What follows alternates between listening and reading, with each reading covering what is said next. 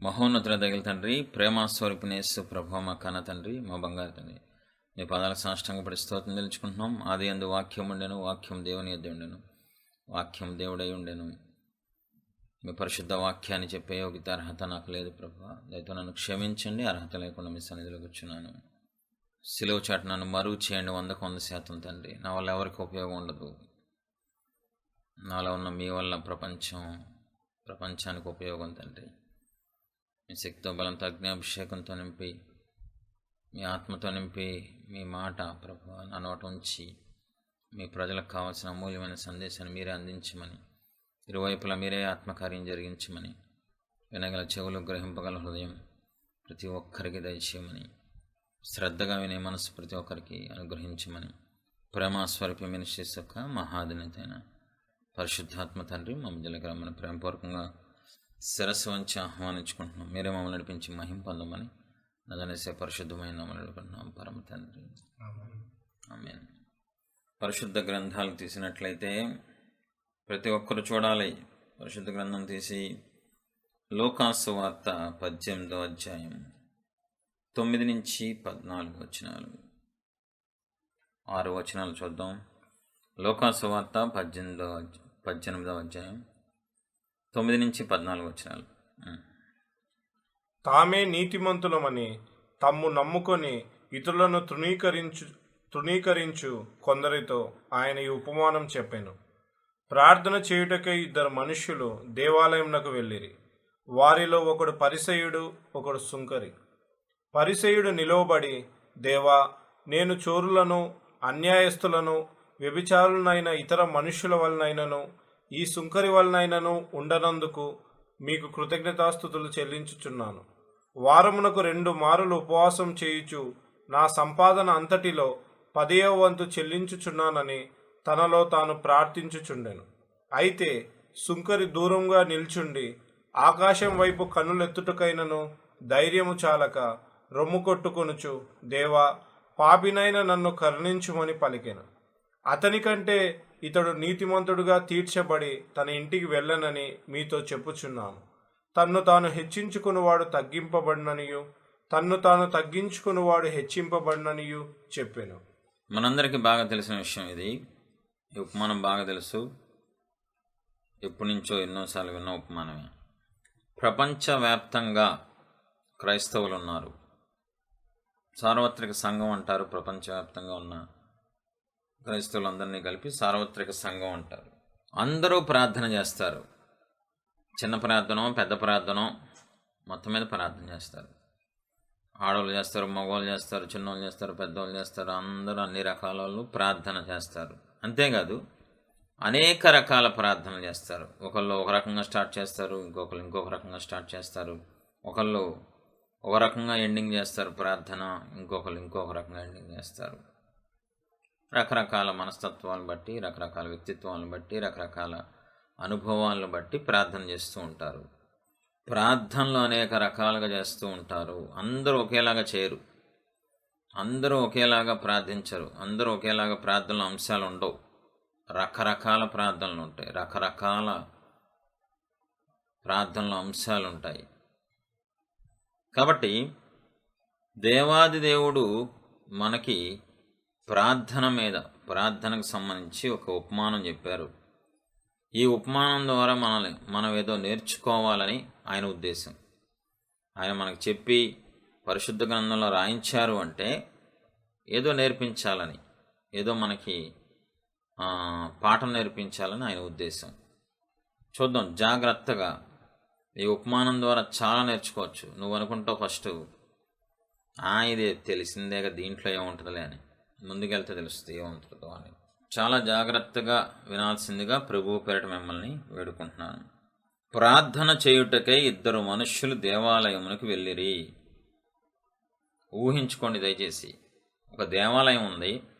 దేవాలయం లోపలికి 2 వ్యక్తులు వెళ్ళారు. ఒక వ్యక్తి పరిసయ్యుడు, ఇంకొక వ్యక్తి సుంకరి. 2 వ్యక్తులు లోపలికి వెళ్ళారు ప్రార్థించడానికి. ఒక వ్యక్తి నిలబడి, పరిసయ్యుడు నిలవబడి, దేవా, నేను చోరులను, అన్యాయస్తులని, వ్యభిచారులనైనా ఇతర మనుష్యుల వలనైనను ఈ సుంకరి వలనైనను ఉండనందుకు నీ కృతజ్ఞాస్తుతులు చెల్లించుచున్నాను. వారమునకు 2 మార్లు ఉపవాసం చేయొచ్చు, నా సంపాదన అంతటిలో 10వ వంతు చెల్లించుచున్నానని తనలో తాను ప్రార్థించుచుండెను. ఇతను ఒకవైపు ఉన్న వ్యక్తి. ఇంకొక వైపు ఉన్న వ్యక్తి అయితే సుంకరి దూరంగా నిలుచుండి ఆకాశం వైపు కన్నులెత్తుటకైనను ధైర్యం చాలక రొమ్ము కొట్టుకొనుచు, దేవా, పాపినైన నన్ను కరుణించుమని పలికెను.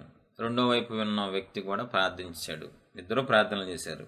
అతని కంటే ఇతడు నీతిమంతుడుగా తీర్చబడి తన ఇంటికి వెళ్ళినని మీతో చెప్పుచున్నాను. ప్రార్థనలో ఏమి ఉండాలో ఏమి ఉండకూడదో మనం ఈ ఉపమానం ద్వారా బాగా నేర్చుకోవచ్చు. ప్రార్థన చేసే మనం ఎలాంటి ప్రార్థన చేయాలో దేవుడు మనకు నేర్పిస్తున్నారు. ఆయన మనకు ఒక నమూనా ఇచ్చారు.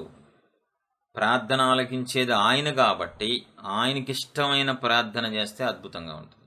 మార్కులు వేయాల్సింది ఆయన కాబట్టి, ఆశీర్వాదం ఇవ్వాల్సింది ఆయన కాబట్టి, టీచర్కి నచ్చినట్లు స్టూడెంట్ ఎగ్జామ్ పేపర్లో ఆన్సర్లు రాస్తే ఫుల్ మార్క్స్ పడిపోతాయి. టీచర్ని ఇంప్రెస్ చేయాలి స్టూడెంటు, దేవుణ్ణి ఇంప్రెస్ చేయాలి మనం. ప్రార్థనలు ఆలకించేది దేవుడు కాబట్టి ఆ దేవునికి ఇష్టమైన ప్రార్థన మనం చేయగలిగితే మనం బహుగా ఆశీర్వదించబడతాం.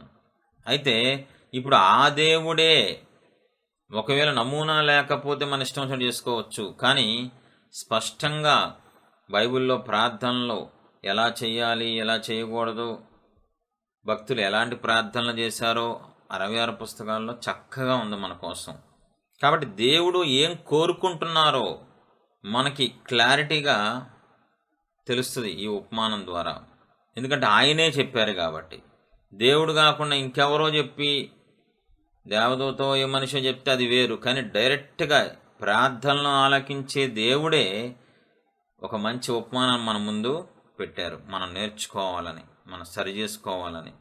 కాబట్టి మన ప్రార్థన దేవునికి ఇష్టంగా ఉండాలి.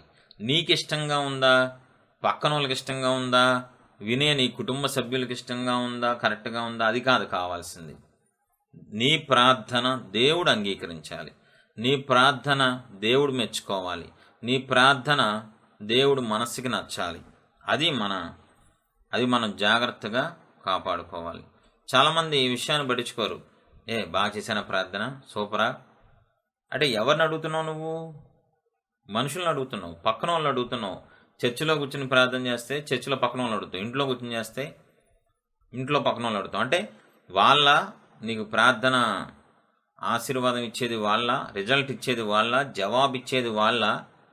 అంటే మన దృష్టి దేవుడి మీద ఉండట్లేదు. ప్రార్థన చేసే మనం దేవుని మీద మన దృష్టి పెట్టుకోవట్లేదు, కానీ పక్కన మనుషుల మీద, పక్కన వ్యక్తుల మీద పెట్టుకుంటున్నాం. అది కరెక్ట్ కాదు, అది చాలా తప్పది. దానివల్ల నష్టమే తప్ప లాభం ఉండదు. మన దృష్టి దేవుని మీద ఉండాలి. మన ప్రార్థన దేవుడికి అంగీకారంగా ఉండాలి. మన ప్రార్థన దేవుడు మెచ్చుకునే రీతిగా ఉండాలి. మన ప్రార్థన దేవుడు అసహించుకోకుండా ఉండాలి. మన ప్రార్థనని దేవుడు త్రోసివేయకుండా ఉండాలి. ఆ జాగ్రత్తలు మనం ఎక్కువ తీసుకోవాలి. అందుకనే పరిశుద్ధ గ్రంథాన్ని జాగ్రత్తగా చదివితే ప్రార్థనలు రకాలు ఉంటాయి, జాగ్రత్తగా నేర్చుకోవచ్చు. కాబట్టి ఈ ఉపమానం ద్వారా, ఈ చిన్న ఉపమానం ద్వారా ప్రార్థనలో ఏమి ఉండాలో ఏమి ఉండకూడదో చూద్దాం, క్లారిటీగా చూద్దాం. మళ్ళీ గుర్తు చేస్తున్నా, దేవాలయానికి 2 వ్యక్తులు వెళ్ళారు. ఒక వ్యక్తి ఒకవైపు ఉన్నాడు, ఇంకో వ్యక్తి ఇంకొక వైపు ఉన్నాడు. ఒక వ్యక్తి పరిసయ్యుడు, రెండో వ్యక్తి సుంకరి. పరిసయ్యుడు నిలవబడి, సుంకరి దూరంగా నిలవబడి. రెండు చూడండి ఎంత క్లారిటీగా ఇచ్చారు. పరిసయ్యుడు నిలవబడి, సుంకరి దూరంగా నిలవబడి. ఆ వ్యత్యాసాన్ని మనం చూడాలి. ఎందుకు అలా రాయించారు దేవుడు? పరిసయ్యుడు నిలవబడి, సుంకరి దూరంగా నిలవబడి. ఇద్దరూ ప్రార్థనాపరులే. ప్రార్థనాపరులు కాకపోతే మందిరానికి ఎందుకు వెళ్తారు? అన్యుడు మందిరానికి ఎందుకు వెళ్తాడు? అన్యుడు ప్రార్థన ఎందుకు చేస్తాడు? ఇద్దరికీ ప్రార్థన అలవాటు ఉంది. ఇద్దరు దేవుడు నమ్ముకున్న వాళ్ళే, ఇద్దరు దేవుళ్ళో ఉన్న వాళ్ళే ఈ ఇద్దరు వ్యక్తులు. ఒక వ్యక్తి ఏమో నిలవబడి ఉన్నాడు, ఇంకో వ్యక్తి దూరంగా నిలవబడ్డాడు. దీనిలోంచి ఏం నేర్చుకోవచ్చు? దేవుడు గురించి పరిసయ్యుడికి తెలియదు, పేరుకు మాత్రమే పరిసయ్యుడు. ధర్మశాస్త్రం తెలిసినోడు అని హడావుడి చేస్తాడు తప్ప దేవుడి మనసును అర్థం చేసుకోవాలా, దేవుని యొక్క వ్యక్తిత్వాన్ని పూర్తిగా తెలుసుకోవాలా. కానీ సుంకరి తెలుసుకున్నాడు. సుంకరి దేవుడి గురించి తెలుసుకున్నాడు. ఏం తెలుసుకున్నాడు? దేవుని ఎదుట ఎవ్వడు నిలవబడలేడు. మహాదేవుని ఎదుట, మహాపరిశుద్ధుని ఎదుట, నీతిమంతుడైన మన దేవుని ఎదుట ఏ మనిషి, ఏ వ్యక్తి నిలవబడలేడని సుంకరికి అర్థమైంది, కానీ పరిసయుడికి అర్థం కాల. అంటే పరిసయుడు భక్తి చేస్తున్నాడు తప్ప దేవుడి గురించి అర్థం చేసుకోవట్లా. హడావుడి చేస్తున్నాడు తప్ప దేవుడి వ్యక్తిత్వాన్ని కానీ దేవుని యొక్క గొప్పతనం కానీ అర్థం కావట్లా పరిసయుడికి. ఆలోచించండి, మనం దేవుని ఎదుట నిలవబడలేము. ఆయన మహాదేవుడు. పెద్ద పెద్ద భక్తులే నిలవలేకపోయారు ఆయన ముందు. మోషే అంత గొప్ప నాయకులు, అబ్రహాం అంత గొప్ప గొప్ప భక్తులే ఆయన ముందు నిలవలేక సాష్టాంగపడి వణికారు. మరి మనమే పాటోళ్ళం, పరిసయుడు ఏ పాటోడు? కానీ పరిసయుడికి అర్థం కావట్లా దేవుని యొక్క శక్తి సామర్థ్యాలు, దేవుని యొక్క గొప్పతనం గురించి. చూద్దాం ఒకసారి కీర్తనలు 133వ వచనం. కీర్తనలు 130వ అధ్యాయం 3వ వచనం. యెహోవా, నీవు దోషములను కనిపెట్టి చూసిన ఎడల ప్రభువా ఎవడు నిలువగలడు? ఎవడు నిలువగలడు? మీ సన్నిధిలో ఎవడుండగలడు?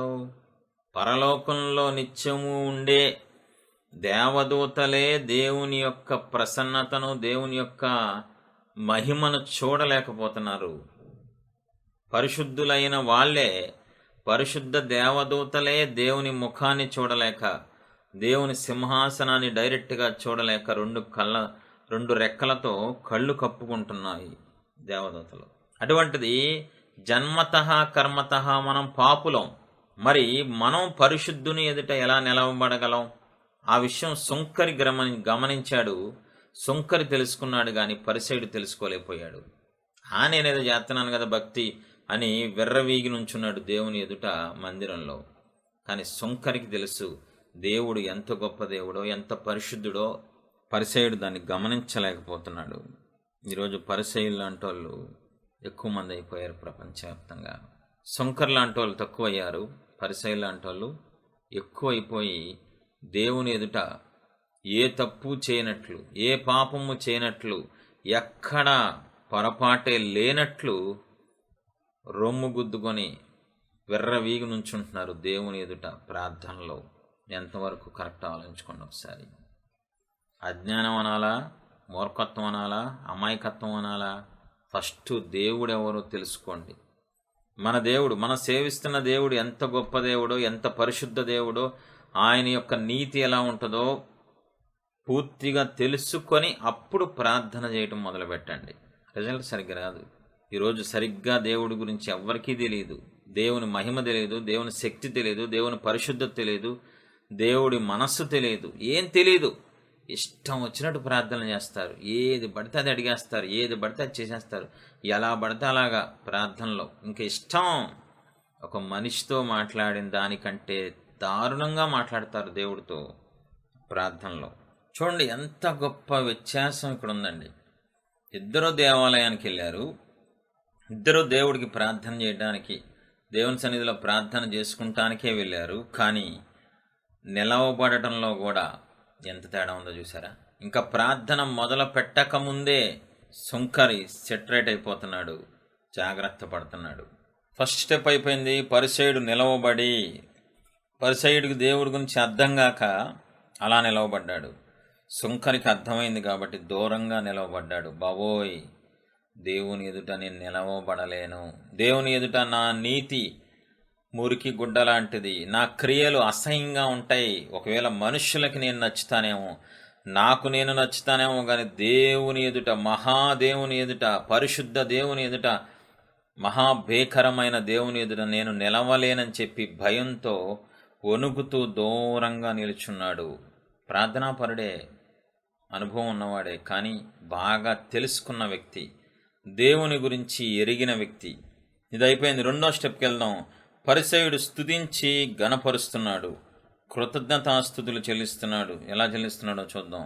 ఉపమానంలోకి వెళ్ళి పరిసయుడు నిలవబడి, దేవా నేను చోరులను, అన్యాయస్తులను, వ్యభిచారులనైన ఇతర మనుషుల వలనైనను ఈ సుంకరి వలనైనను ఉండనందుకు మీకు కృతజ్ఞతాస్తుతులు చెల్లించున్నాను. వారమునకు 2 మార్లు ఉపవాసం చేయుచు నా సంపాదన అంతటిలో 10వ వంతు చెల్లించున్నానని తనలో తాను ప్రార్థించుచుండెను.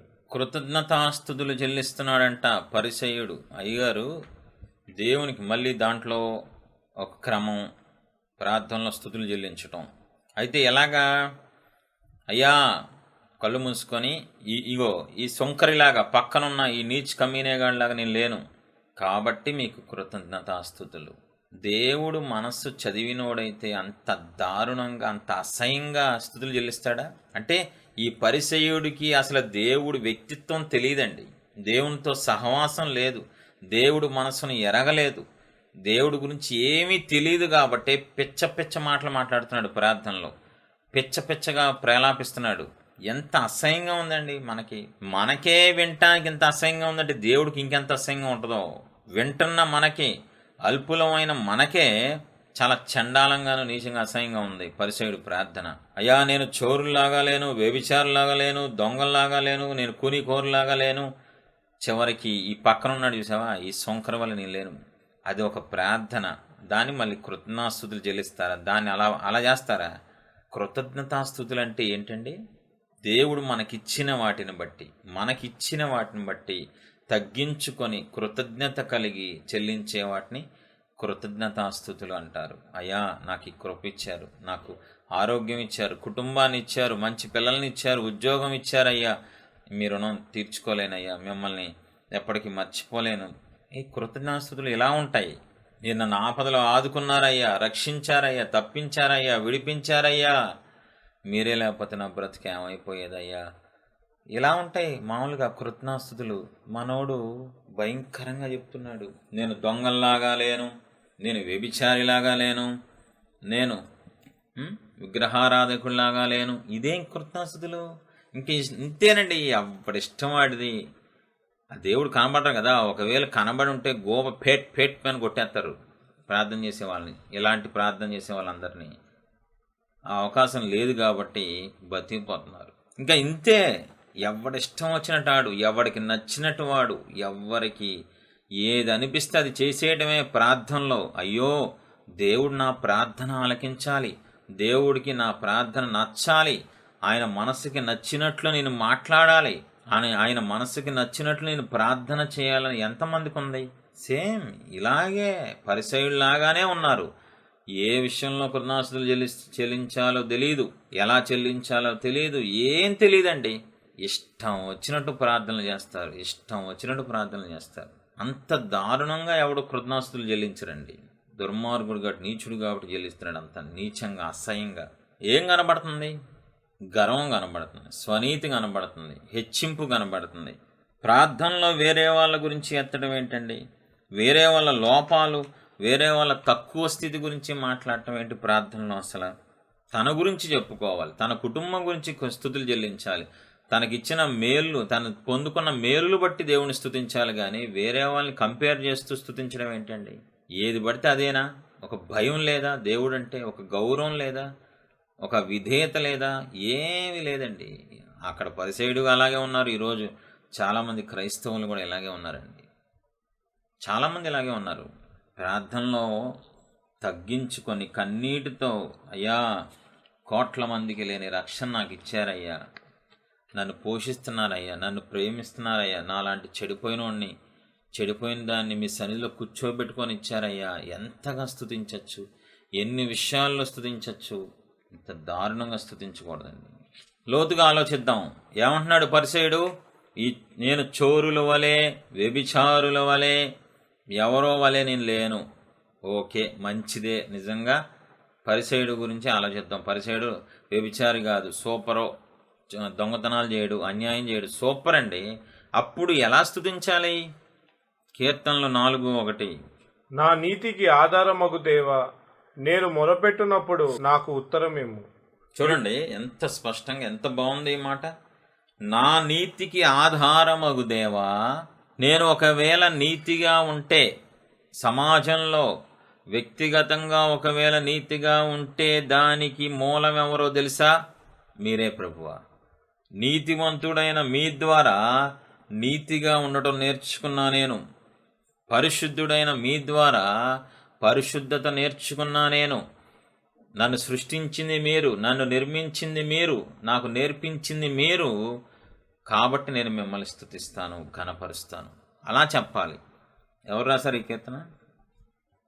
4వ. చూసారా? అందుకే దావీదంటే ఇష్టం. అలాంటి మాటలు దావీదు గారికే వస్తాయి, ఇంకెవరికి రావు. బా, ఎంత బాగుందండి. నా నీతికి ఆధారమగు దేవా, నా నీతికి, నా పరిశుద్ధతకు, నా మంచితనానికి ఆధారమగు దేవా. దేవుణ్ణి ఎలా స్తుతిస్తున్నాడండి! ఎంత గొప్పగా, ఎంత లోతుగా స్తుతిస్తున్నాడు చూడండి. బా, దావీదు స్తుతులు, దావీదు సంబంధించిన భలే ఉంటాయండి. నా దేవుని సహాయం వల్ల నేను ప్రాకారాలు దాటుతాను, సైన్యాన్ని జయిస్తాను అంటున్నాడు. అంత గొప్ప బలాఢ్యుడు. స్తుతించడం అది, గణపరచడం అది, కృతజ్ఞతాస్తుతులు అలా చెల్లించాలి. మనోడు ఎలా చెల్లిస్తున్నాడు? పరిసయుడు, అయ్యా నేను వీళ్ళలాగా దొంగను కాదు, వాళ్ళలాగా వ్యభిచారిని కాదు, వీళ్ళలాగా. అంత దారుణంగా కృతజ్ఞాస్తులు చెల్లిస్తారా? అంత అసహ్యంగా చెల్లిస్తారా కృతజ్ఞాస్తుతులు? చిచ్చి చిచ్చి చిచ్చి. దయచేసి మీలో ఎవరైనా, వింటున్న వాళ్ళలో ఎవరికైనా ఈ నీచపు బుద్ధి ఉంటే దయచేసి మార్చుకోండి, దయచేసి మానేసి చక్కగా మీకు ఇచ్చిన వాటిని బట్టి, మీరు పొందుకున్న వాటిని బట్టి కన్నీటితో కృతజ్ఞతాస్తుతులు చెల్లించండి. కన్నీటితో సాష్టాంగపడి స్తుతులు చెల్లించండి. దేవుడు మిమ్మల్ని బట్టి బహుగా ఆనందిస్తారు. ప్రార్థించే నీకు దేవుడి గురించి తెలుసా? దేవుని సేవకుడిగా నిన్ను అడుగుతున్నాను. దేవుని మనసు నీకు తెలుసా? ఎలా మాట్లాడితే దేవుడికి ఆనందం వస్తుందో, ఎలా మాట్లాడితే దేవునికి దుఃఖం వస్తుందో ప్రార్థనలో నీకు తెలుసా? నీకేం తెలీదు. నీకు తెలిసిందంతా ఒకటే, అడగటం. నీకు తెలిసిందంతా ఒకటే, సమస్యల కోసం వేడుకోవటం లేదా అడగటం. నీకు తెలిసిందంతా ఒకటే, కోరికల కోసం దేవుని సావగొట్టడం. ఇంతకుమించి నీకు తెలిసింది ఇంకేమీ లేదు. ఖచ్చితంగా, మళ్ళీ చెప్తున్నాను ప్రియ దేవుని పిల్లారా, ఖచ్చితంగా దేవుడి గురించి తెలిస్తేనే నీ ప్రార్థన అద్భుతంగా ఉంటుంది. దేవుణ్ణి ఎక్కువ తెలుసుకున్నప్పుడు నీ ప్రార్థన రుచికరంగా ఉంటుంది, నీ ప్రార్థన సూపర్ ఉంటుంది. నువ్వు ఎంత దేవుడి గురించి తెలుసుకుంటావో, ఎంత దేవుడి గురించి వాక్యంలో లేదంటే మంచి మంచి సేవకుల ద్వారా నువ్వు తెలుసుకుంటావో, అప్పుడు నీ ప్రార్థన అద్భుతంగా ఉంటుంది. ఇక్కడ భూమి మీద నువ్వు ప్రార్థన ధూపం వేస్తే పరలోకంలో ఉన్న అత్యున్నత సింహాసనం మీద ఉన్న దేవుడు ఇంపైన సువాసనగా నీ ప్రార్థన అంగీకరిస్తాడు. లేదా నీ ప్రార్థన, నీ చెత్త ప్రార్థన, నీ పనికి మాలిన ప్రార్థన నీ ఇంటి గుమ్మం కూడా దాటదు. ఫస్ట్ దేవుడి గురించి తెలుసుకున్న వాళ్ళే కరెక్ట్ ప్రార్థన చేస్తారు. దేవుడి గురించి బహుగా తెలుసుకున్న వాళ్ళు కరెక్ట్గా అడుగుతారు, ప్రార్థనలో కరెక్ట్గా మాట్లాడతారు, కరెక్ట్గా అంశాలు పెడతారు. ఈ పరిసయుడికి దేవుడి గురించి ఏం తెలియదండి బాబు. పేరుకి పరిసయుడే కానీ ఏం తెలీదు. దేవుని మనసు ఏంటి, దేవుడికి ఎలా చేస్తే ఇష్టం, దేవుడికి ఎలా మాట్లాడితే ఇష్టం, ఎలా మాట్లాడితే కోపం వస్తే ఏం తెలుసుకోవాలా? ఏం తెలుసుకోకుండానే సంవత్సరాలు గడిచిపోతుంది అయ్యగారికి. మీలో కూడా కొంతమంది అంతే కదండి. కొన్ని సంవత్సరాలు అయింది కానీ ప్రార్థన విధానం మార్చుకున్నారా? ప్రార్థనలో తగ్గించుకోవటం, ప్రార్థనలో నిజంగా కృతజ్ఞతలు చెల్లించటం, ప్రార్థనలో నిజంగా ఆయనకి నచ్చినట్లు ఉండటం చేస్తున్నారా మీరు? లేదు. గడిచిపోతుంది, వెళ్ళిపోతుంది. అలా కాదండి, అది కరెక్ట్ కాదు. నువ్వు బహుగా ఆశీర్వదించబడాలి, నీ ప్రార్థన పరలోకానికి వెళ్ళాలంటే కొన్ని జాగ్రత్తలు తీసుకోవాలి, కొన్ని మెలకువ కలిగి, లేదా కొన్ని మెలకువలు తీసుకోవాలి, కొన్ని జాగ్రత్తలు తీసుకోవాలి. లేదా దేవునికి కోపం వస్తుంది నీ ప్రార్థన బట్టి, దేవునికి అసహ్యం వస్తుంది నీ ప్రార్థన బట్టి, దేవునికి చిరాకు వస్తుంది నీ ప్రార్థన బట్టి. దేవుని గురించి ఎక్కువగా తెలుసుకున్నప్పుడే నీ ప్రార్థన అద్భుతంగా ఉంటుంది. దేవుని వ్యక్తిత్వం తెలిసిన వాళ్ళ ప్రార్థన ఒక రకంగా ఉంటుంది, దేవుని వ్యక్తిత్వం తెలియని వాళ్ళ ప్రార్థన వేరేగా ఉంటుంది. ఈరోజు క్రైస్తవ సహోదర సహోదరులకి వాళ్ళ కుటుంబంలో భర్తలకి ఇష్టమైంది ఏంటో తెలుసు, పిల్లలకి ఏది ఇష్టమో ఏది ఇష్టం లేదో తెలుసు, తల్లిదండ్రులకి ఎలా మాట్లాడితే ఇష్టమో అన్నీ తెలుసు. కానీ నిత్యము సేవిస్తున్న దేవునికి ఏది ఇష్టమో, దేవునికి ఎలాంటి ప్రార్థన ఇష్టమో, ఎలాంటి అంశాలు ఇష్టమో మాత్రం తెలియని దుఃఖకరమైన రోజుల్లో మనం ఉన్నామండి. ఇలాంటి వాళ్ళే పరిసయ్యులు లాంటి వాళ్ళు ఎక్కువైపోయారండి, తెగ ఎక్కువైపోయారు. ఎలా తెలుసా? ప్రభువా వాళ్ళకి ఇల్లు ఇచ్చారు కదయ్యా, నిన్నగా అమ్మని వచ్చారు దేవుళ్ళలోకి, వాళ్ళకి ఇల్లు ఇచ్చారు, నాకు ఊరేంటయ్యా, అయ్యా అయ్యా నాకన్నా ఎక్కువ పాపాలు చేశారు కదయ్యా, వాళ్ళకి పిల్లల్ని ఇస్తున్నారు, నాకు పిల్లల్ని ఊరేంటయ్యా, అయ్యా ఉద్యోగం వాళ్ళకి ఇచ్చారు, ఉద్యోగం గవర్నమెంట్ జాబు, నేను సేవకుడు కూతురునయ్యా, నాకు ఉద్యోగం ఊరేంటి, ఇదే గోల. అసలు ప్రార్థనలో వేరే వాళ్ళ టాపిక్ ఎత్తచ్చండి? ఎలా పడితే అలా తయారైందండి క్రైస్తవ్యం. పక్కన వాళ్ళ మీద ఏడుస్తూ ప్రార్థన చేయటం, పక్కన వాళ్ళని చూసి కుళ్ళుకుంటూ ప్రార్థన చేయటం, దేవుణ్ణి మీద ఆయాసపడటం, దేవుణ్ణి నిలబెట్టడం, దేవుణ్ణి నిలదీయటం. ఏ ప్రభువా, ఏ కనబడతలేదా నీ కళ్ళు? ఇంతకాలం వాళ్ళు ఎప్పుడు నిన్నగా మొన్న వచ్చారు, నాకు చేయరా మీరు, ఇదేనా మీరు న్యాయం అంటే, ఇదేనా న్యాయాధిపత మీరు? కొంతమంది నోటితో కాదు మనసుతో అడిగేస్తారన్నీ. మళ్ళీ చెప్తున్నా, కొంతమంది నోటితో అడగరు, మనస్సులోనే ప్రశ్నించేస్తారు, మనస్సుతోనే యుద్ధం చేస్తారు దేవుని మీద. వాళ్ళ చూపు ఎప్పుడు పక్కన వాళ్ళ మీద, ఎదుటి వాళ్ళ మీద, చర్చిలో వేరే వాళ్ళ మీదే ఉంటుందండి. ఎంతమంది ఉన్నారో ఇలాంటి వాళ్ళు, నా దగ్గర ఎంతమంది ఒప్పుకున్నారో వాళ్ళకి చేస్తారు. నా దగ్గరికి వచ్చినప్పటికి ఏమైందో దేవుడు, నాకెందుకు పట్టించుకోరో తెలీదు, అసలు దేవుడు ఉన్నారా, దేవుడు ఇదే ప్రార్థన అంటే? ఇంత దారుణంగా కూడా ప్రార్థన చేస్తారా? భయభక్తులు లేకుండా ప్రార్థన చేస్తారా? ప్రార్థనలో ఎట్టి పరిస్థితుల్లో వేరే వాళ్ళ గురించి తీసుకురాకూడదు. వేరే వాళ్ళ టాపిక్ ఎత్తడం, వేరే వాళ్ళ మీద ఈర్ష్యపడుతూ, వేరే వాళ్ళ మీద స్వార్థపడుతూ, వేరే వాళ్ళని గుర్తు చేసుకొని, వేరే వాళ్ళకి సంబంధించినవి అవి వాళ్ళకి ఏమేమి ఉన్నాయో అవి గుర్తు చేసుకుని అడగటం అన్నది అసలు ప్రార్థనే కాదు నా దృష్టిలో. అది దరిద్రమైన ప్రార్థన. అది మీరేమన్నా అనుకున్నాను, దయచేసి ఆ పద్ధతులు మార్చుకోండి. మీకు ఏం కావాలో మీరు అడగండి, మీకు ఏ సమస్యలో ఉన్నారో మీరు వేడుకోండి, దేవుడు పాదాలు పట్టుకొని. మీకు ఏది అవసరం ఉందో, కోరిక ఉందో అడగండి, తప్పులేదు మన తండ్రిని అడగడం. కానీ వేరే వాళ్ళ మీద పడి ఏడుస్తూ ప్రార్థన చేయకూడదు, వేరే వాళ్ళని మనసులో పెట్టుకొని ప్రార్థన చేయకూడదు, ఈర్ష్యతో ప్రార్థన చేయకూడదు, అసూయతో ప్రార్థన చేయకూడదు. దరిద్రమైన స్వభావాలతో ప్రార్థన చేస్తే దేవుడు అంగీకరించరు. నీ కష్టం ఏదో నువ్వు చెప్పుకో, నీ బాధ ఏదో నువ్వు చెప్పుకో, వాళ్ళకి నీకు సంబంధం ఏంటే? ఆయన న్యాయాధిపతి, ఆయన లెక్కలు ఆయనకు ఉంటాయి. నీకేం అర్థం అవుద్ది? నీ ఇంట్లో నీ మొగుడే అర్థం కావట్లే, ఇంక దేవుడు ఏం అర్థం అవుతారు? నీ ఉద్యోగంలో నీ పైన ఆఫీసరే అర్థం కావట్లా లెక్కలు, ఆయన లెక్కలు నీకు అర్థం కావు, ఇంకా సృష్టికర్త లెక్కలు నీకేం అర్థం అవుతాయి? ఏదో క్యాలిక్యులేషన్స్ అన్నీ పక్కన పెట్టి వాళ్ళకు ముందు వచ్చారు, నేను వాళ్ళ తర్వాత, అవన్నీ నీకేమో.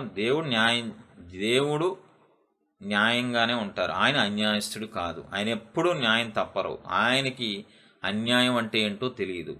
కాబట్టి ఏ రీతిలో ఇచ్చారో ఎదుటి వాళ్ళకి, ఏ ఉద్దేశంతో ఇచ్చారో, లేకపోతే ఏం జరిగిందో మనకేం తెలుసండి. కాబట్టి తెలియనప్పుడు మనకు అనవసరం, నాకు అనవసరం, నేనెంత, నా బతుకెంత, దేవుని యొక్క తీర్పుని లేకపోతే దేవుని యొక్క తీర్పుని ప్రశ్నించడానికి నేనే పాటవాడిని, నేనే పాడదానని తగ్గించుకొని చక్కగా నీ బాధ ఏదో నువ్వు చెప్పుకోద్ది ప్రార్థనలో, నీ కష్టం ఏదో నువ్వు చెప్పుకో, నీ కన్నీరేదో నువ్వు కార్చుకో. ఎవ్వరి గురించి దయచేసి మనస్సులో కూడా రానివ్వద్దు, ఆలోచనలో కూడా రానివ్వద్దు. కొంతమంది చొక్కా పట్టుకొని మనిషిని అడిగినట్టు దేవుణ్ణి అడుగుతారండి, నిలదీసేస్తారంతే. ఎందుకు చేయవయ్యా నాకు, ఎందుకు ఉద్యోగం ఇవ్వవు నాకు, ఎందుకు పిల్లల్ని? ఎంత దారుణమైన ప్రార్థనలండి, ఎంత అసహ్యమైన ప్రార్థనలు. నువ్వు నిలదీసినంత మాత్రాన ఆయన భయపడిపోయి నీ దగ్గరకు వచ్చి, అమ్మో భయం వేస్తుందండి, మీకు పిల్లలు అంటారా? నా దేవుడు రోషం గల దేవుడు. నువ్వు తగ్గించుకుంటే నీకోసం ఆయన తగ్గించుకుంటారు, నువ్వు రెచ్చిపోయావు అనుకో నిన్ను పుచ్చు పగల కొడతారు దేవుడు. అది మనం సీరియస్గా చెప్తున్నాను. ఆయన మహారోషం గల దేవుడు, సృష్టిలోనే ఏకైక మహారోషం గల దేవుడు. మట్టి కరిపించారు ఆయన, పెద్ద పెద్ద రాజుల్ని, పెద్ద పెద్ద భక్తుల్ని, పెద్ద పెద్ద వ్యక్తుల్నే మట్టి కరిపించేశారు. నువ్వెంత, నేనెంత? దేవుణ్ణి నిలదీయటం ఏంటి, దేవుణ్ణి ప్రశ్నించడం ఏంటి, దేవుడి మీద నీకు అజమాయిషి ఏంటో నాకు అర్థం కాదు. నీ మొగుడి మీద చూపించుకో అజమాయిషి, నీ పిల్లల మీద చూపించుకో, ఉద్యోగంలో నీ కిందల మీద చూపించుకో, కానీ సృష్టికర్త మీద అజమాయిషి చూపించావు అనుకో రోజు రోజుకి దిగజారిపోతావు నువ్వు అనవసరంగా. రోజు రోజుకి భ్రష్టురాలుగా మారిపోతావని దేవుని సేవకుడిగా హెచ్చరిస్తున్నాను. ఈరోజు ఎక్కువ క్రైస్తవ్యంలో ఇదే జరుగుతుంది. 100 మంది నా దగ్గరకు వచ్చి చెప్పారు కాబట్టి చెప్పగలుగుతున్నాను. నేను దేవుణ్ణి ప్రశ్నించానన్నయ్య, శోధించానన్నయ్య, దేవుణ్ణి సాధించానన్నయ్య, సొనుగుతానన్నయ్య, దేవుడి మీద గొనుగుతాను. ఎవడు నష్టపోతాడు? నువ్వే నష్టపోతావు. నువ్వే భయంకరంగా నష్టపోతావు. మామూలుగా కాదు, నీ ఆత్మీయ జీవితం స్మాష్ అయిపోద్ది అంతే.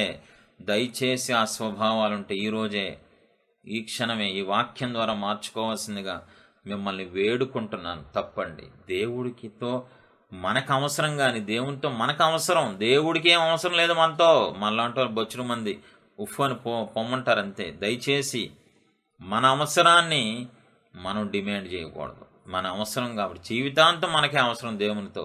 కాబట్టి తగ్గించుకొని, బ్రతిమలాడుకొని, వేడుకొని దేవుడి దగ్గర నుంచి సంపాదించుకోవాలి తప్ప డిమాండ్ చేసో, సొనిగో, గొనుగో, ప్రశ్నించో, శోధించో నువ్వు ఎప్పటికీ దేవుడి యొద్ద నుంచి సంపాదించుకోలేవు. ఇంకా ఆయన నిన్ను బట్టి అసహ్యం వస్తే తప్ప నీకు జాలి కలగదు. నీ మీద జాలి మాత్రం కలగదు. మర్చిపోవద్దు దయచేసి. ఈ రోజు నుంచి ఆ స్వభావం ఎవరికన్నా ఉంటే తీసేసుకోండి. నీ బాధ నువ్వు చెప్పుకో, నీ కష్టం నువ్వు చెప్పుకో, తగ్గించుకొని చెప్పు, కన్నీళ్లతో చెప్పు. ప్రార్థనలో దేవుడు ఆలకిస్తారు. ఇవాళ కాతే రేపు కాతే 10 రోజుల్లో ఖచ్చితంగా నీ కార్యం చేస్తారు. కానీ ఏదో 4 రోజులు పెరిగింది కదా అని చెప్పి, సమస్య పెరిగింది కదా అని చెప్పి ఆ ఇసుకేదో దేవుడి మీద చూపించావు అనుకో, విసుగు తీసుకెళ్ళి నీ కర్మ డబల్ పనిష్మెంట్ వస్తాను అవసరంగా. నువ్వు అనవసరం ఇంకా దూరం అయిపోయి సమస్యల పాలైపోతావు. అనవసరంగా రోగాల పాలవుతావు. మానసికంగా ఆలోచించి. కాబట్టి దయచేసి నీకు దేవుడు కార్యం చేయట్లేదా? ఏం అడ్డు ఉందో చూసుకో. దేవుడు నీకు ఆశీర్వాదం ఇవ్వట్లేదా?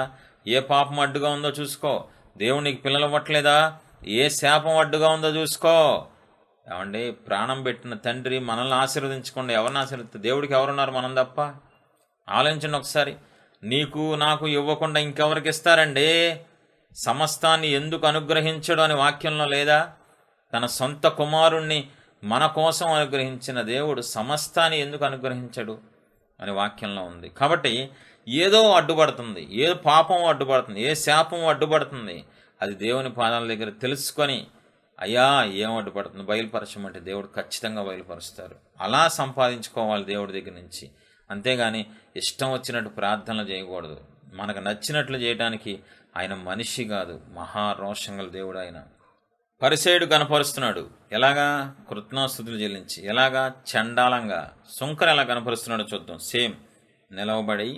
అయితే సుంకరి దూరంగా నిల్చుండి ఆకాశం వైపు కన్నులెత్తుటకైనను ధైర్యము చాలక రొమ్ము కొట్టుకొనుచు, దేవా పాపినైన నన్ను కరుణించుమని పలికెను. చూడండి, ఆకాశం వైపు కన్నులెత్తుటకైనను ధైర్యము చాలక రొమ్ము కొట్టుకుంటూ. మీకు అర్థం అవ్వాలంటే ఒక ఎగ్జాంపుల్ చెప్తాను. ఒక కంపెనీ ఎండి ఉన్నాడు, కంపెనీలో ఉద్యోగస్తులు కూడా ఉన్నారు. కంపెనీ ఎండి రూమ్లోకి, క్యాబిన్లోకి పొద్దున ఒకరు మధ్యాహ్నం ఒకరు వెళ్ళారు. ఏది పని మీద మాట్లాడటానికి ఎండితో. ఎంప్లాయీస్ లోపల, కంపెనీ ఎంప్లాయీసే. ఒక ఎంప్లాయీ డోర్ కొట్టి, మే ఐ కమింగ్ సార్, లోపలికి రమ్మంటారా నన్ను అని చక్కగా తగ్గించుకొని, లోపల చేతులు కట్టుకొని, లోపల గౌరవ మర్యాదలతో మాట్లాడితే ఆ ఎండీకి ఎలా ఉంటుంది?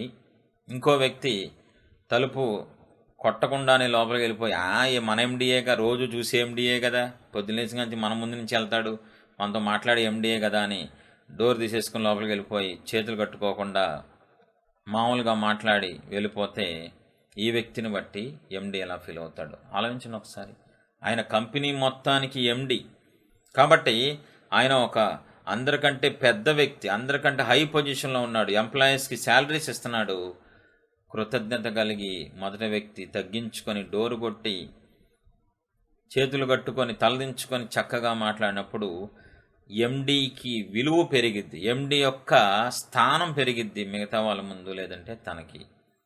అలాగే దేవుని ఎదుట ఈ సుంకరి ఎలా ప్రవర్తిస్తున్నాడంటే, బాబోయ్ ఆ దేవుణ్ణి చూసే, మహాదేవుణ్ణి, పరిశుద్ధ దేవుణ్ణి చూడటానికి నాకు అంత అర్హత లేదు అంటే దేవుణ్ణి ఒక కొత్త విధానంలో ఘనపరుస్తున్నాడు. బాబోయ్ ఆయన పేరెత్తడానికి కూడా నేను సరిపోను, అంత పరిశుద్ధుడండి అనగానే ఆయన మహిమపరచబడతారు, ఆయన ఘనపరచబడతారు. ఇద్దరూ ప్రార్థనాపరులే, ఇద్దరూ దేవుని పిల్లలే, పరిసయుడు సుంకరి. కానీ ఇతడు ఎలా ఘనపరుస్తున్నాడు, ఇతడు ఎలా ఘనపరుస్తున్నాడు ఆలోచించండి ఒకసారి. రోజు ప్రార్థించినంత మాత్రాన, రోజు దేవుడితో మాట్లాడినంత మాత్రాన ప్రార్థనలో నీకు దేవుడు చులకనైపోతారా? అంటే దేవుడు తక్కువ అయిపోతారా నీకు? కంపెనీ ఎండి రోజు కళ్ళ ముందే వెళ్తున్నాడు కదా, మన ముందే లోపల క్యాబిన్లోకి వెళ్తాడు, మన ముందే కారు ఎక్కుతాడు కదా అని చెప్పి ఎండీకి ఇవ్వాల్సిన విలువ ఎవరా? అది అన్యాయం అవుద్ది, అక్రమం అవుద్ది. అది ఎంప్లాయీ ఎండీని గౌరవించాలి, హెచ్చించాలి, గణపరచాలి, కృతజ్ఞత కలిగి శాలరీ తీసుకుంటున్నాను, ఉద్యోగం ఇచ్చాడు నాకు ఎండీ కాబట్టి రోజు అయినప్పటికీ రోజు విలువలో తగ్గకూడదు.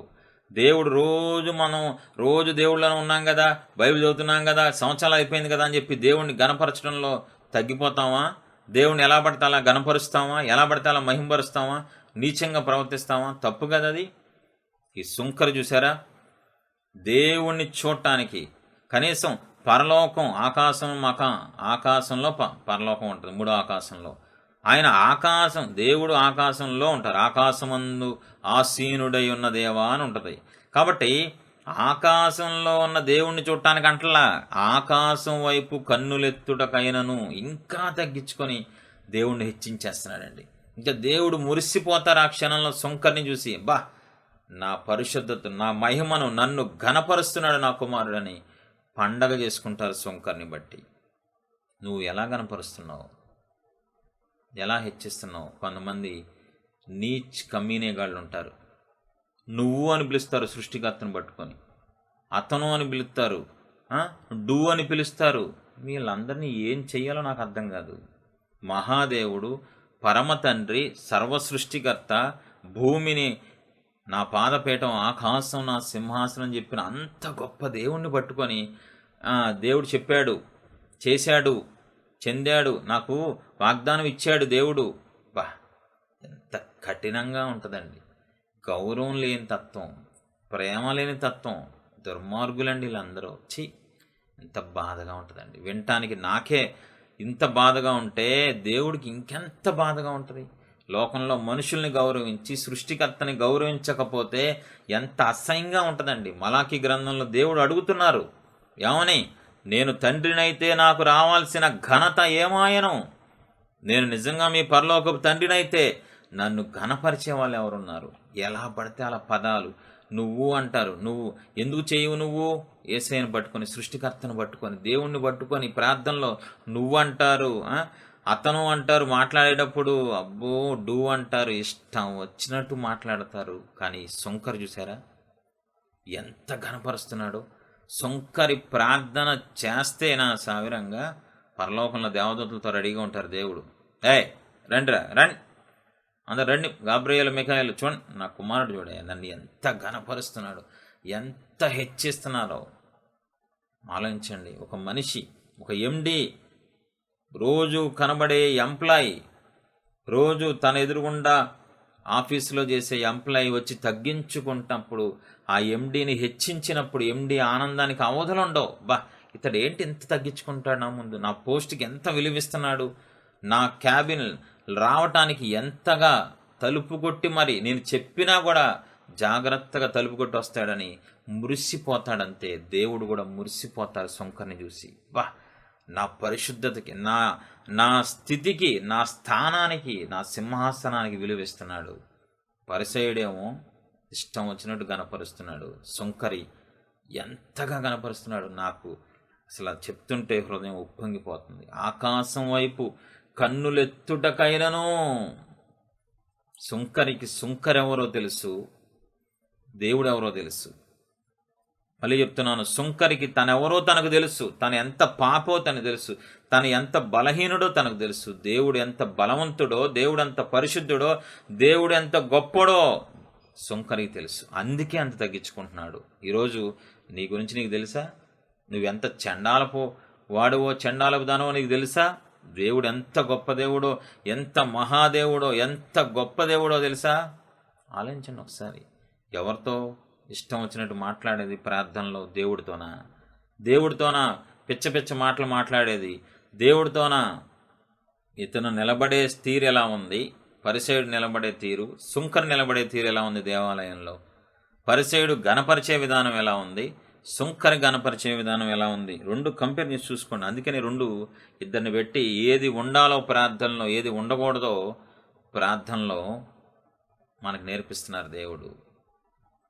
ప్రతిరోజు ఆరాధనకి వచ్చే ముందు, వాక్యానికి చెప్పే ముందు నేను నేల మీద సాష్టాంగపడి, అయ్యా ఈ అల్పుణ్ణి వాడుకోండి అయ్యా, మీరు మహాదేవుడు, నాకు అర్హత లేదు, మీ గురించి చెప్పే యోగ్యత నాకు లేదు, మీ పరిశుద్ధ సంఘానికి, మీ పరిశుద్ధ ప్రజలకి నేను చెప్పడానికి యోగ్యుణ్ణి కాదయ్యా అని నేను సాష్టాంగపడి నేల మీద పూర్తిగా సాష్టాంగపడి బ్రతిమలాడుకొని వచ్చి వాక్యం చెప్పడం, ఆరాధన నడిపించడం చేస్తాను.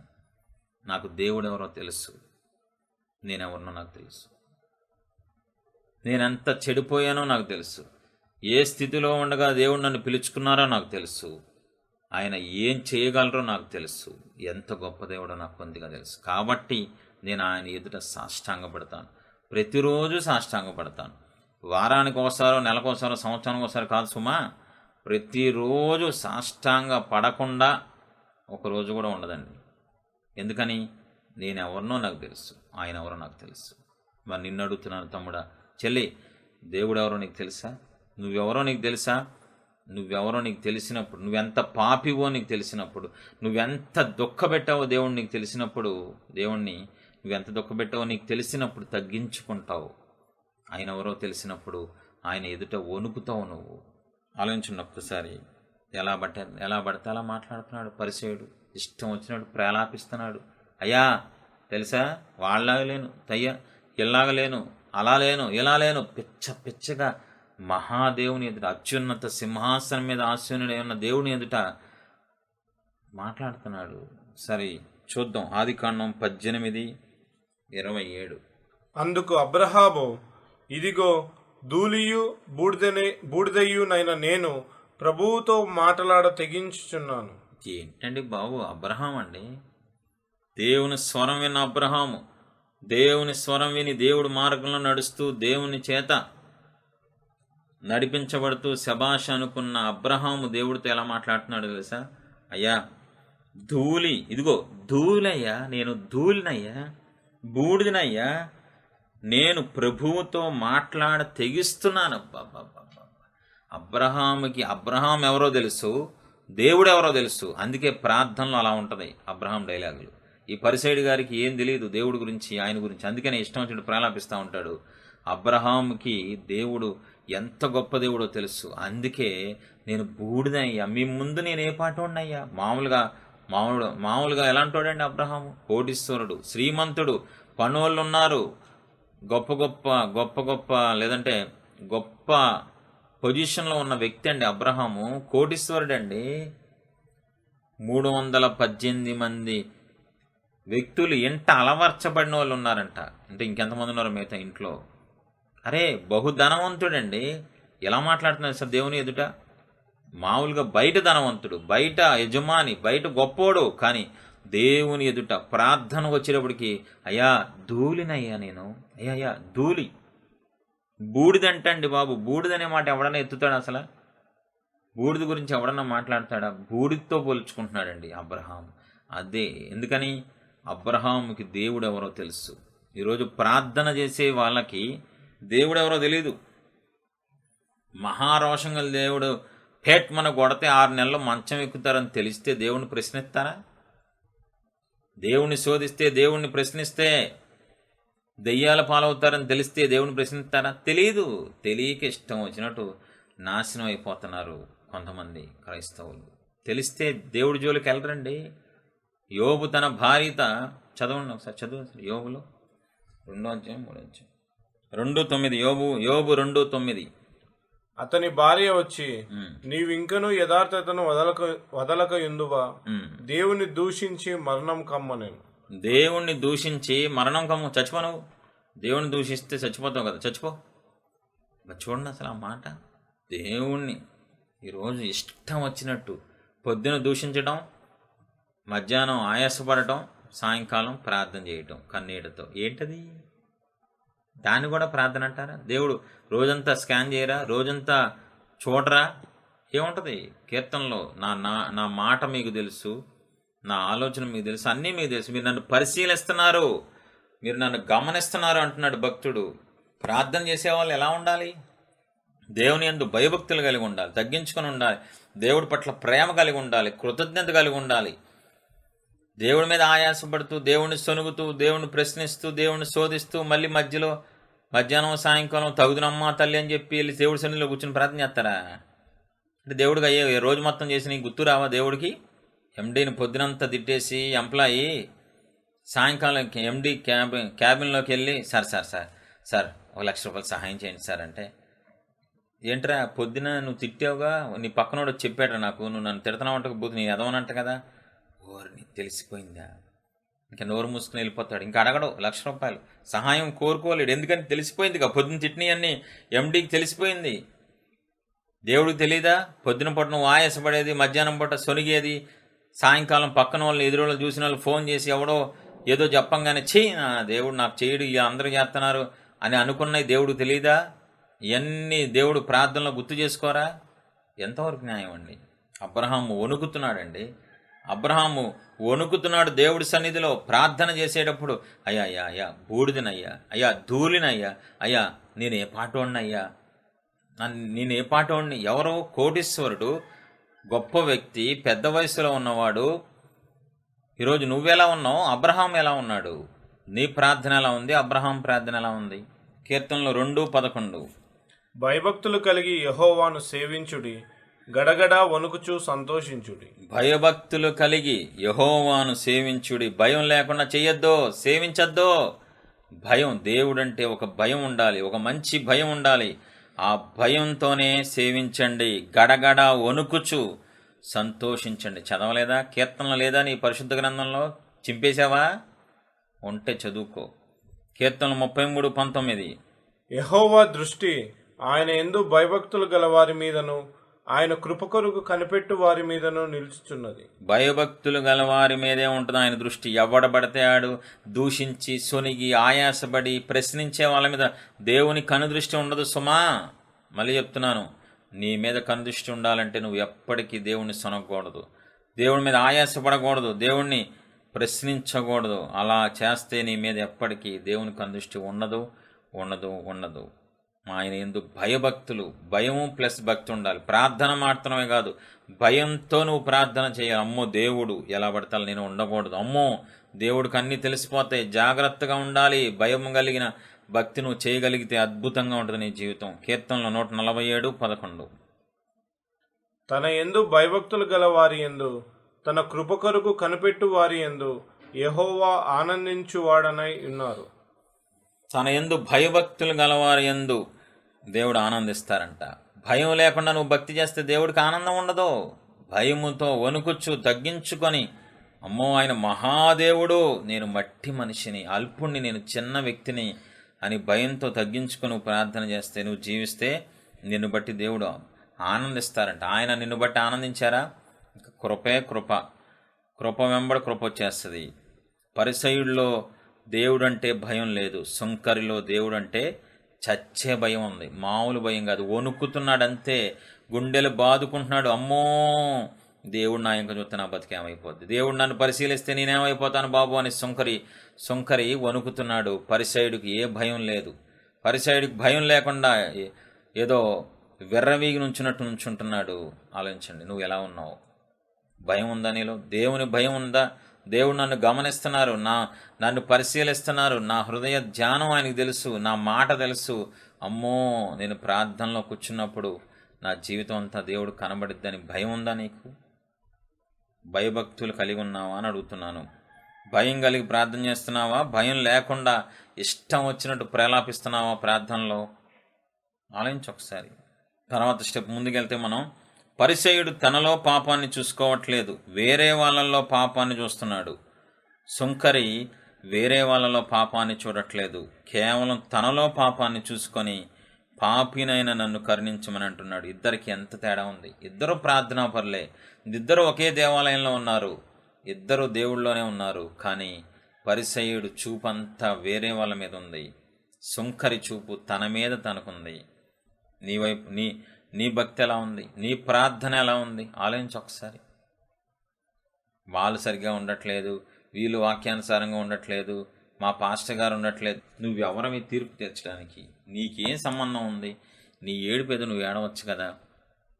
ఎవరో గురించి నీకెందుకని అడుగుతున్నాను. అసలు ముందు నీకు ఆజ్ఞలన్నీ తెలుసా? ఈ పరిసయ్యుడి గారికి ఆజ్ఞలు అన్నీ తెలుసో లేదో నాకు తెలియదు, కానీ తెలిస్తే అలా ప్రవర్తించడు, అలా ప్రార్థన చేయడు. సుంకరికి అన్ని ఆజ్ఞలు తెలిసినట్లు కనబడుతుంది. తెలుసు కాబట్టే ఏ చిన్న విషయంలో తప్పిపోయాడో అక్కడేం మనకేమీ లేదు, ఏ పాపం చేశాడో అన్నది. కానీ పాపిని అని గుర్తించాడు. ఎందుకని? 24 గంటల్లో దేవుని ఆజ్ఞల్లో మనం ఏదో ఒక్క ఆజ్ఞలో అయినా తప్పిపోతాం. అసలు ముందు నీకు ఆజ్ఞలు ఎన్నున్నాయో తెలియవు. నీకు తెలిసిందంతా వ్యభిచారం చేయకూడదు, దొంగతనం చేయకూడదు, నరహత్య, అంతే, అయిపోయింది. అంతే నీకు తెలిసిన ఆజ్ఞలు. 600కి పైగా ఆజ్ఞలు ఉన్నాయి తెలుసా బైబిల్ మొత్తం మీద. మానవాళికి దేవుడిచ్చిన ఆజ్ఞలు 600కి పైగా. వీటిల్లో ఒక్కటి తప్పినా నువ్వు తప్పిపోయినట్టే. ధర్మశాస్త్రంలో 100 ఆజ్ఞల్లో 99 పాటించి ఒక్క ఆజ్ఞ పాటించకపోయినా దోష అయిపోతాడు. నీకేం తెలుసు? ఏమీ తెలియదు. నీకు తెలిసిందంత దేవుని శోధించడం, నీకు నచ్చినట్టు ప్రార్థన చేసుకోవటం. ఇలా అయితే పోతావు. ఫస్ట్ అసలు దేవుడు మనకి ఎన్ని ఆజ్ఞలు ఇచ్చారో, ఏ రకమైన ఆజ్ఞలు ఇచ్చారో తెలుసుకోవాలి, క్లారిటీగా తెలుసుకోవాలి. ఆజ్ఞలన్నీ తెలిస్తే, బైబిల్ ఎక్కువ తెలిస్తే, దేవుడి గురించి ఎక్కువ తెలిస్తే నీ భక్తి విధానం అద్భుతంగా ఉంటుంది, నీకు ఆశీర్వాదాలు వస్తాయి. ఒక సేవకురాలు మాట్లాడతా నేను ఫోన్లో అన్నా, అమ్మా ఇంత రోగం వచ్చింది కదా, ఏదైనా పాపం చేసి చేచ్చే, ఏం మాట్లాడుతున్నావు నువ్వు? నేను పాపం చేయడం ఏంటి శాండలంగా? అసలు నువ్వు పాపమే చేయవా అంటే ఆవిడ దృష్టిలో ఏంటి? పాపం అనగానే వ్యభిచారం అంటే పాపమా? పాపం అంటే వ్యభిచారం ఒక్కటే పాపమా? ఆజ్ఞాతిక్రమం పాపం కదా? సేవకురాలను అడిగా నేను, అమ్మా మీకోసం ప్రేయర్ చేయమంటున్నారు కదా, ప్రేయర్ చేస్తా. ఏదైనా దేవుణ్ణి బాధ పెట్టారా, ఏదైనా పాపం చేసి దేవుణ్ణి దుఃఖపెట్టారా, ఒప్పుకోండి, ప్రార్థన చేస్తాను. చేచే ఏం మాట్లాడుతున్నావు నువ్వు? What non sense over talking అంటుంది. ఎంత పెద్దోడైనా మొన్న కూడా నేను వేరే వాళ్ళ వాక్యం, ఒక పెద్ద సేవకుడు చక్కగా అంటున్నారు, 25 ఏళ్ళ అనుభవం ఉన్న సేవకుడు సూపర్ స్టేట్మెంట్ లైవ్లో. ఎంత తోడైనా పడిపోతాడు, లేదంటే ఏదో ఒక విషయంలో పడిపోతాం. ఎక్కడో చోట గబుక్కన చిన్న పొరపాటున జరిగిద్దని యథార్థంగా ఒప్పుకుంటున్నాడండి.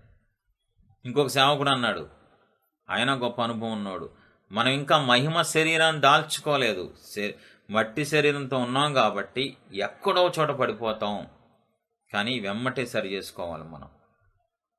కానీ ఈ సేవకురాలు ఏమంటుంది? నేనేం పాపం చేసి చిచేపు, నేను పాపం చేయడం ఏంటి? ఇంకొక ఆ సేవకురాలు తాలూకా ఇంకో సేవకురాలని అడిగా, ఏంటమ్మా ఆవిడంత రోగం అలా మాట్లాడుకుంటుంటే, అన్నయ్య తప్పు అయితే క్షమించండి, ఒక విషయం చెప్పమ్మా, వాళ్ళ ఆయన్ని పెచ్చ కొట్టుడు కొట్టిద్దన్నయ్య, చేతిలో బలం పోయేదా కొట్టిద్దన్నయ్య అని వినంగానే ఎంత బాధ అనిపించిందో. సేవకురాలు తోటి సేవకుడి దగ్గర, అన్నయ్య ఇలా గబుక్కున నేను ఇలా తప్పు చేశాను, గబుక్కున లేదా మామూలుగా నేను ఇలా పాపం చేశాను, దేవుని ఎదుట నా భర్తని, నా పాస్టర్ గారిని, అభిషేకం ఉన్న సేవకుడిని, నాకు శిరస్సైన నా భర్తని నేను కొట్టానన్నయ్యా, నేను దేవుణ్ణి క్షమాపణ అడుగుతున్నాను, నా కోసం ప్రార్థన చేయండి, ఈ రోగం తగ్గాలని అంటే ఎంత బాగుంటుంది. నేనేం పాపం చేశాను? ఈరోజు ప్రపంచం అంతా ఇంతే. నేనేం చేశాను? అది గుర్తించే మనసు లేదు. మనం ఏం చేస్తున్నాము, 24 గంటల్లో ఎక్కడ తప్పిపోతున్నామో గుర్తించే మనసు చాలా కొద్ది మందికే ఉంది. మిగతా వాళ్ళందరూ వాళ్ళకు తెలిసిన 3-4 ఆజ్ఞలు పాటించి మిగతా అన్ని సూపర్ అనుకొని, వాళ్ళకు వాళ్ళే నీతిమంతులుగా తీర్చబడి, వాళ్ళకు వాళ్ళే పరిశుద్ధులు అనుకుని భ్రమలో బ్రతికేస్తున్నారండి. ఆలోచించండి ఒకసారి. పరిసయ్యుడు చెక్ చేసుకోవట్లా, సుంకరి చెక్ చేసుకుంటున్నాడు. పరిసయ్యుడు ఇష్టం వచ్చినట్టు మాట్లాడుతున్నాడు. ఎక్కడ తప్పిపోయానో, నేను ఏ ఆజ్ఞలో తప్పిపోయానో అని చూసుకోవట్లా.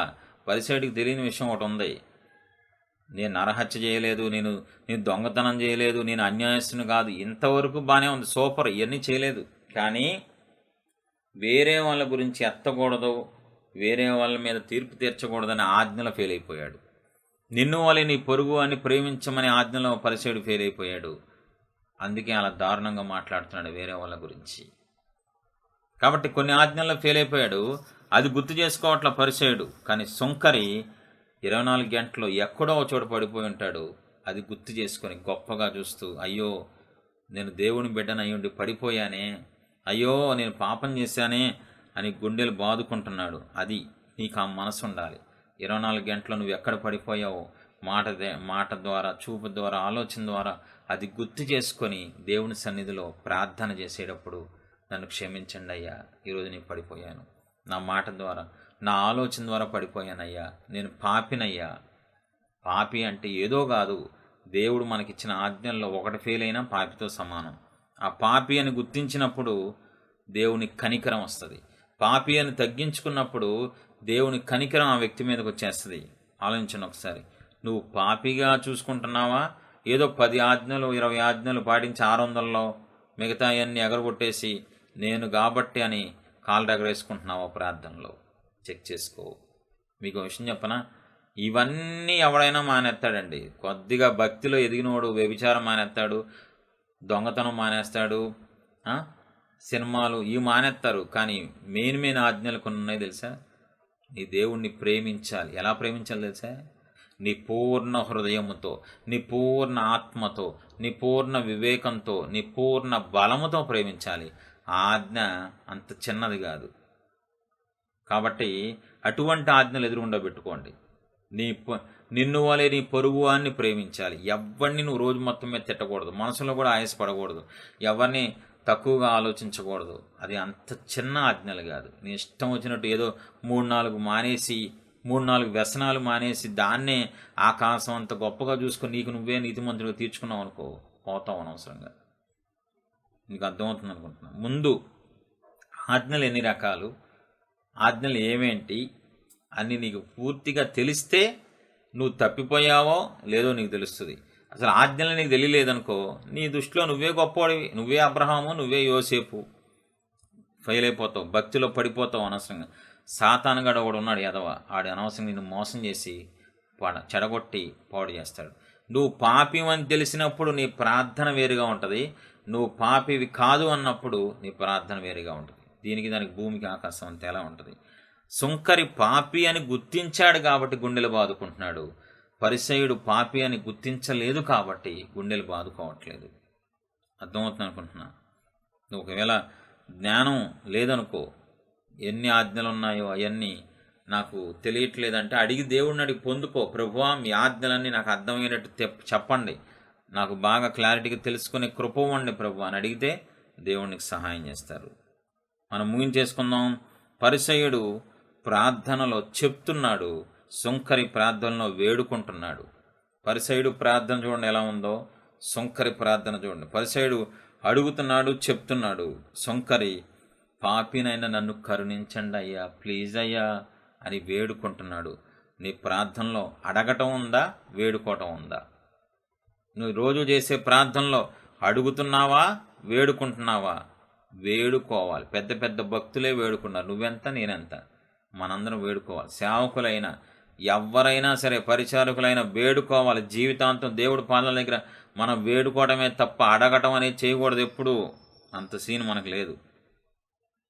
కాబట్టి ప్రతిరోజు దేవుణ్ణి వేడుకునే అనుభవంలోకి మనం వెళ్ళాలి. ప్రార్థనలో తగ్గించుకొని కన్నీళ్లతో అడగాలి, వేడుకోవాలి, బ్రతిమలాడుకోవాలి. దెయ్యాలు వేడుకున్నాయంట, దెయ్యాలు బ్రతిమలాడుకున్నాయంట. మరి మనం ఇంకెంత బ్రతిమలాడుకోవాలి?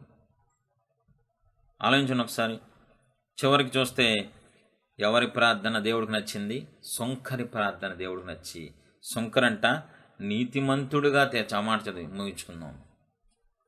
అతని కంటే ఇతడు నీతిమంతుడుగా తీర్చబడి తన ఇంటికి వెళ్ళనని మీతో చెప్పుచున్నాను. ఇంకా అర్థమవుతుందా? ఓ పక్కేమో నేను పాపిని ప్రభువా అని సుంకరంటే, దేవుడు అంటున్నాడు అరే నువ్వు నీతిమంతుడా పో. అసలు ఏం స్టేట్మెంట్ అండి అది? ఓ పక్కేమో నేను పాపినయ్యో అని గుండెలు బాదుకుంటున్నాడు, ఓ పక్కేమో ఆకాశం వైపు నేను చూడలేను ప్రభు అంటున్నాడు. అటువంటి వాడిని దేవుడు ఏమంటున్నారు? సృష్టికర్త నువ్వు నీతిమంతుడు అయ్యా, భలే ఒప్పుకుంటున్నావయ్యా, నువ్వు నీతిమంతుడు అయ్యా, భలే గణపరుస్తున్నావు, నువ్వు నీతిమంతుడు భలే తగ్గించుకుంటున్నావు అని ఒక స్టేట్మెంట్ ఇచ్చి పంపిస్తున్నారు. నువ్వు నీతిమంతుడు అయ్యా పో, నీ ప్రార్థన నేను ఆలకించాను. సుంకరి ప్రార్థనకి రిజల్ట్ వచ్చింది. నీ ప్రార్థనకి రిజల్ట్ రావాలా వద్దా?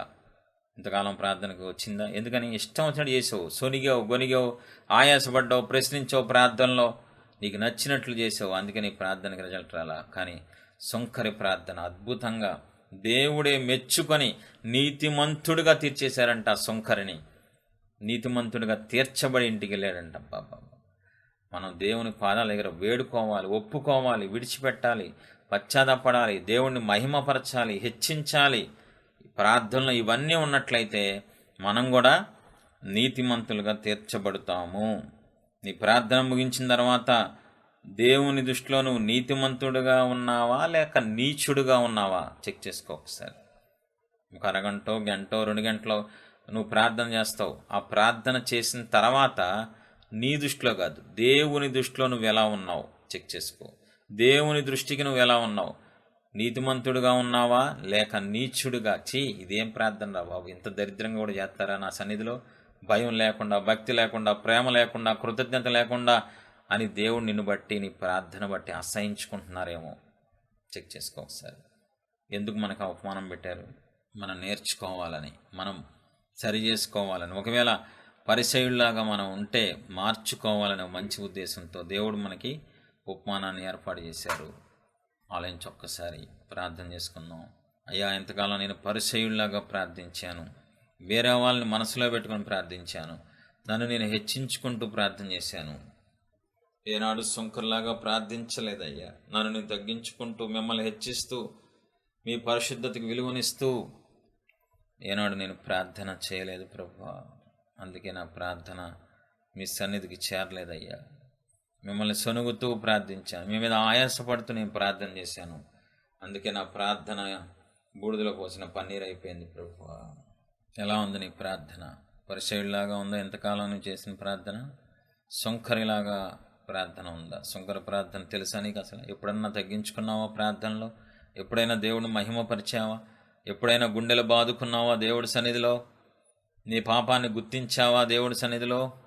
ప్రార్థన చేసుకొని ముగించుకుందాం. మహోన్నతుల దగ్గర తండ్రి, ప్రేమస్వరూపిణి సుప్రభ మా కన్న తండ్రి, మా మంచి యేసయ్య మీకు స్తోత్రం. ఈరోజు వాక్యం ద్వారా సూటిగా మాతో మీరు మాట్లాడారు. మీ పాదాలకు స్తోత్రం.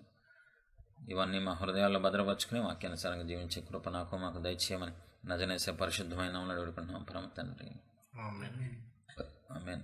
మీరు ఆత్మీయ జీవితంలో ఎదగాలనుకున్నా, పాపాలు ఎలా ఒప్పుకోవాలో తెలుసుకోవాలనుకున్నా, ఆత్మీయ సందేహాలు మీకు ఉన్నా, మీ జీవితంలో దేవుని చిత్తం తెలుసుకోవాలనుకున్నా, దయచేసి ఈ వీడియో క్రింద కామెంట్ ద్వారా కానీ ఈమెయిల్ ద్వారా కానీ తెలియజేయగలరు. మా ఈమెయిల్ ఐడి premaswarupiministries@gmail.com. ప్రేమాస్వరూపి మినిస్ట్రీస్లో ప్రతిరోజు ఉదయం 5:30 నుండి 6:30 వరకు జరిగే స్తుతి ఆరాధనలో పాల్గొని దేవుడు ఇచ్చే విడుదల, దీవెన, ఆశీర్వాదం పొందుకోండి. దయచేసి ప్రతి ఒక్కరూ జాగ్రత్తగా వినండి. కామెంట్లో కానీ ఈమెయిల్లో కానీ మీ సెల్ నంబర్ పెట్టడం మర్చిపోవద్దు, మీ ఫోన్ నంబర్ పెట్టడం మర్చిపోవద్దు. మేము ప్రార్థన చేసి దేవుని చిత్తంలో ఉన్న ప్రతి ఒక్కరికి ఖచ్చితంగా మేమే ఫోన్ చేస్తాము. అనేక మందికి ఈ వీడియో షేర్ చేసి దేవుడిచ్చే ఆశీర్వాదం పొందుకోండి. మీకు ఆత్మీయ స్తుతులు, ఆత్మీయ పాటలు, ఆత్మీయ సందేశాలు, ఆత్మీయ సత్యాలు కావాలనుకుంటే మా ఛానల్ని సబ్స్క్రైబ్ చేయండి. మా ఛానల్ నోటిఫికేషన్స్ కొరకు బెల్ని క్లిక్ చేయండి. దేవుడు మిమ్మల్ని దీవించి ఆశీర్వదించునుగాక. ఆమెన్.